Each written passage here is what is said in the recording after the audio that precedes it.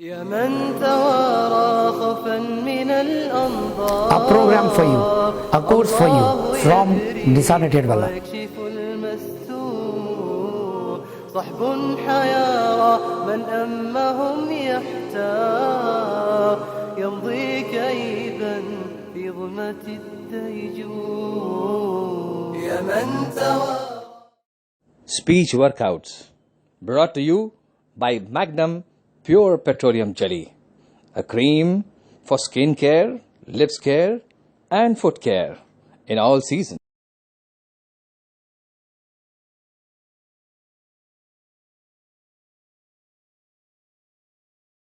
Nahmaduhu nusalli ala rasulihil kareem. Assalamu alaikum wa rahmatullahi wa barakatuhu. In this episode of speech workouts, what are we going to discuss today?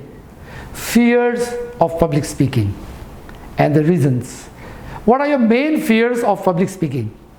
Why do many people fear public speaking in spite that they are authority on the particular subject? You must have seen there were presidents, prime ministers, managers.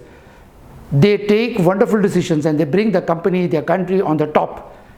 But when they are facing an audience, you will see them little nervous, and they themselves are nervous 1 or 2 days before, though they have practiced a lot. You know why people get nervous?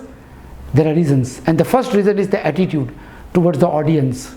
The attitude of a speaker towards the audience is the main reason for the nervousness of the speaker. How do you look up at your audience?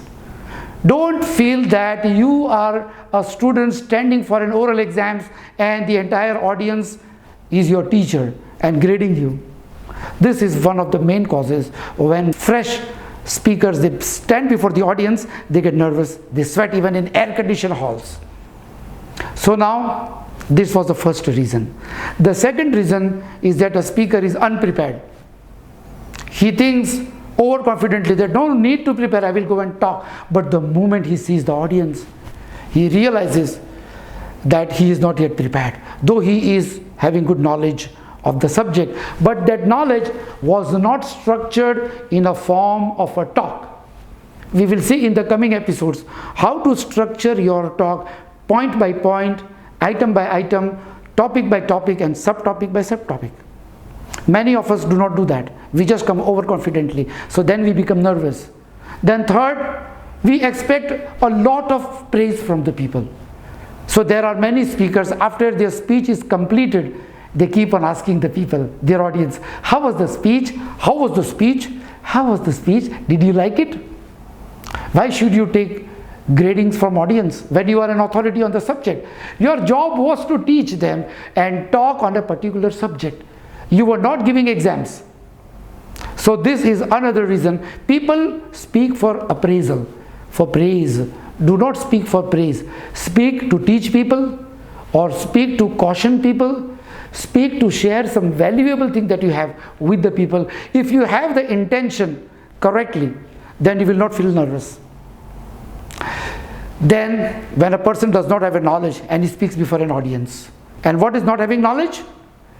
I mean to say, they don't have proper knowledge or correct knowledge, and they try to present themselves as an authority on the subject.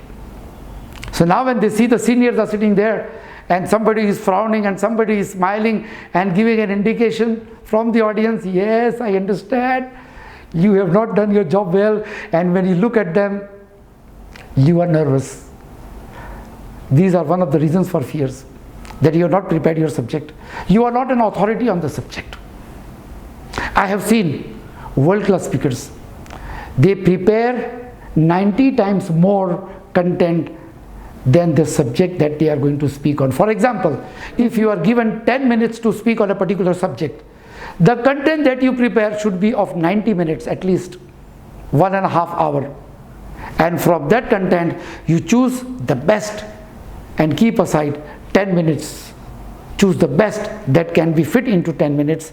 So now you have 80% balance, and the rest of the 10 minutes you are presenting. So you are an authority of the subject. You have in your mind, if somebody poses a question, from the rest of the 80% you will give up.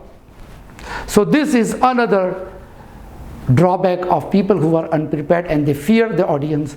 Then the other fear of public speaking is, what will people say? What will people say? And I have already explained you that don't think what will people say. Don't go for the gradings, just go to share the knowledge. Now, when you are going to present your product or your service, or going to introduce your company to your customers, what are you going to say? Many people are nervous in interviews also. Many people are nervous when they go to the customers who are already potential buyers, and you know that they have called you to show your product. They want to see your product, but still you are nervous. You don't know how will they respond. What is the reason? Because you have a fear in your mind of being rejected. The fear of rejection is the biggest fear people have. But mind well, all successful things, rather most of the successful ideologies and ideas were first rejected. There are film stars who were first rejected by radio companies and TV serials. They said you don't qualify. Later on they became stars.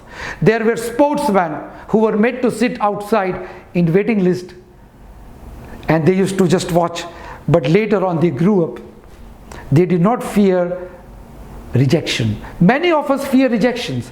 If you see the lifestyle of the prophets, all the prophets, Prophet Nuh alayhi salam, he was rejected for 950 years. So he did not fear rejection. He carried on. We failed to carry on. Every prophet of Allah was rejected. So fear of rejection does not mean that you are wrong. It could be that the people are wrong. For example, you have a suggestion for the people. For example, in your family gathering, you are telling them about a particular expenditure which should not be done during a wedding ceremony. And you give them a very good suggestion and an option. But now you fear, what will my uncle say? What will my father say? You are afraid. So while talking, you are not confident. Though you know surely that your suggestion was excellent, could have been implemented and benefited the family, but you fear rejection. Your job was to tell them nicely, quietly, that's all. Don't fear rejection. Similarly, when you go to show a product or talk about a service that your company or you offer to your particular potential customers, don't fear rejection. You may be rejected by 100 customers, no problem.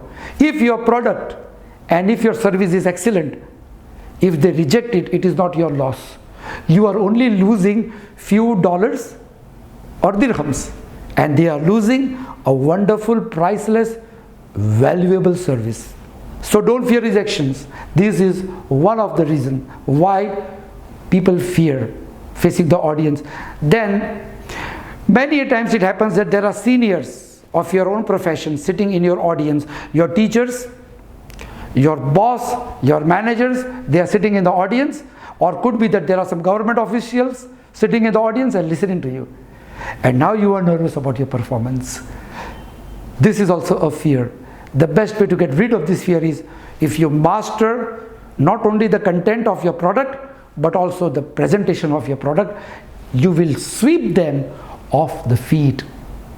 So practice. Again, in this episode, I insist, the more you practice, the more comfortable you are before audience, whether it is a 1 million audience on a television screen or a few hundred audience but very strong listeners and watchers. So be ready for practicing, and more things are coming up in the next episodes.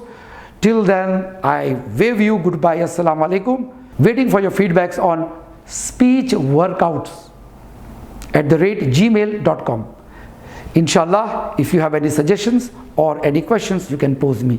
Wa akhiru da'wana anil hamdulillahi rabbil alamin.